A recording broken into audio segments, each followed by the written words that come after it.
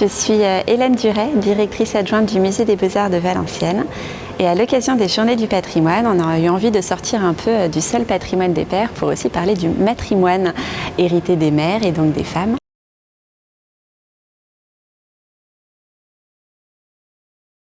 À cette occasion, je voudrais vous parler de Louise Clément Carpeaux, une des rares femmes artistes de la collection du Musée des Beaux-Arts et fille de Jean-Baptiste Carpeaux, le grand sculpteur du Second Empire et artiste valenciennois. Au XIXe siècle, il n'est pas exceptionnel d'être femme artiste. On connaît d'autres exemples comme Camille Claudel par exemple, mais malgré tout, c'est suffisamment rare pour être souligné et je voudrais notamment vous parler de ce buste qui m'intéresse aujourd'hui, qui représente Charles Carpeaux, le frère de Louise, en gaulois, avec d'impressionnantes moustaches et un casque ailé comme il se doit. Charles Carpeaux, c'est l'aîné de la fratrie Carpeaux, auquel le musée a consacré une exposition en 2019. Est-ce que Louise a choisi de représenter Charles en gaulois? C'est une question qu'on peut se poser notamment à travers le prisme du genre qui va nous intéresser. Pourquoi est-ce qu'une femme sculptrice représente son frère en gaulois? Au XIXe siècle, il y a deux mouvements parallèles qui interviennent, l'invention de l'archéologie et la redécouverte de la Gaule antique. C'est un mouvement qui est encouragé en haut lieu puisque Napoléon III lui-même, l'empereur, commande des fouilles, écrit des ouvrages et bien sûr ce n'est pas que par intérêt scientifique mais aussi par envie de construire un récit national. C'est l'époque où on commence à parler de nos ancêtres les Gaulois, un récit qui est largement véhiculé ensuite par les manuels scolaires et qui participe à la construction d'une identité nationale, notamment vis-à-vis de l'Allemagne. Est-ce que Louise Clément Carpeaux a voulu faire de ce portrait une logique nationale ou nationaliste? C'est pas certain et en même temps c'est pas complètement exclu au regard de l'importance des liens qui unissent la famille Carpeaux de Jean-Baptiste et la famille de Napoléon III, la famille impériale, y compris jusque après la chute du Second Empire.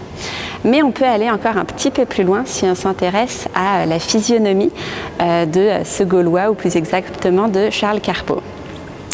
À l'époque où le portrait est réalisé, Charles Carpeaux porte une grande moustache, mais il a les cheveux courts et il n'a pas de barbe. Est-ce que c'est cette coïncidence des moustaches qui a poussé Louise à vouloir représenter Charles en gaulois? C'est possible, mais je pense qu'on peut aller plus loin.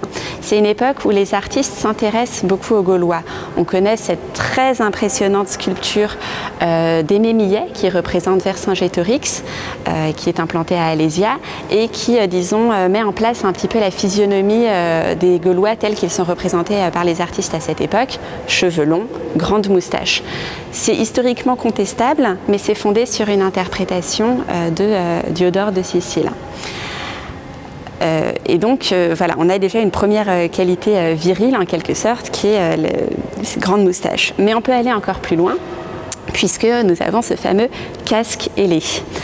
Donc on est bien avant Astérix et ses fameuses ailes dont on sait aujourd'hui qu'elles sont historiquement fausses.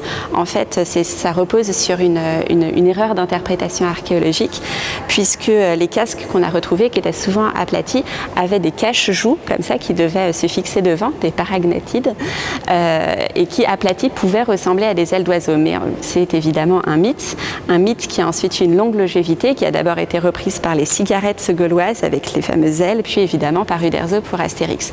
Donc Louise Clément Carpeaux ne sait pas qu'elle crée une image historiquement fausse, mais elle est assez commune à son époque.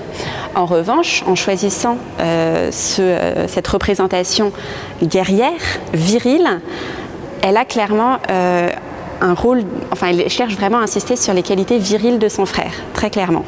Et je pense qu'on peut aller encore un petit peu plus loin au risque de tomber dans l'interprétation psychologique, puisque mon avis, c'est qu'avec ce buste, elle cherche à restaurer un patriarche Carpeaux, à restaurer le nom Carpeaux de façon virile. Pour ça, je remonte un tout petit peu en arrière. Louise Clément Carpeaux est née en 1872.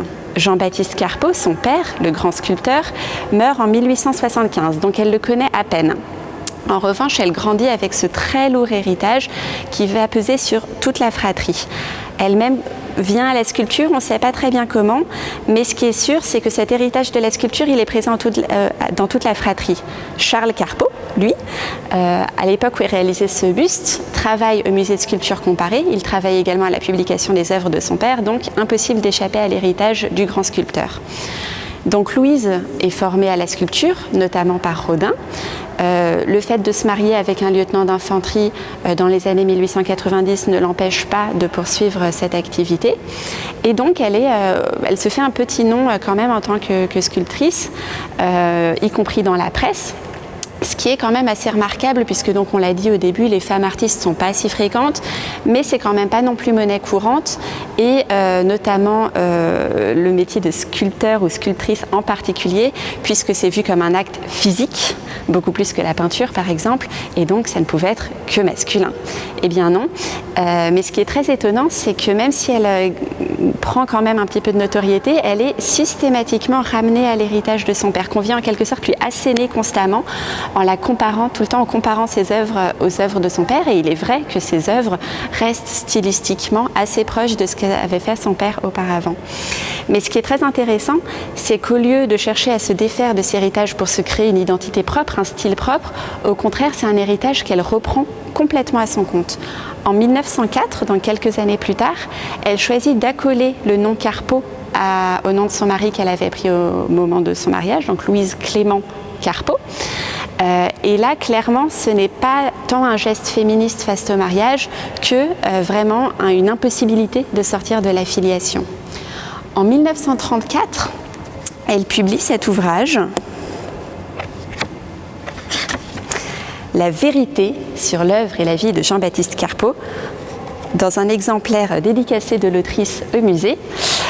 Et donc c'est une sorte d'hagiographie de son père avec ce terme très fort de vérité qui prétend affirmer une version incontestable de Jean-Baptiste Carpeaux, une vraie appropriation de la mémoire qui rend difficile toute recherche sur l'artiste jusqu'à la mort de Louise Clément Carpeaux.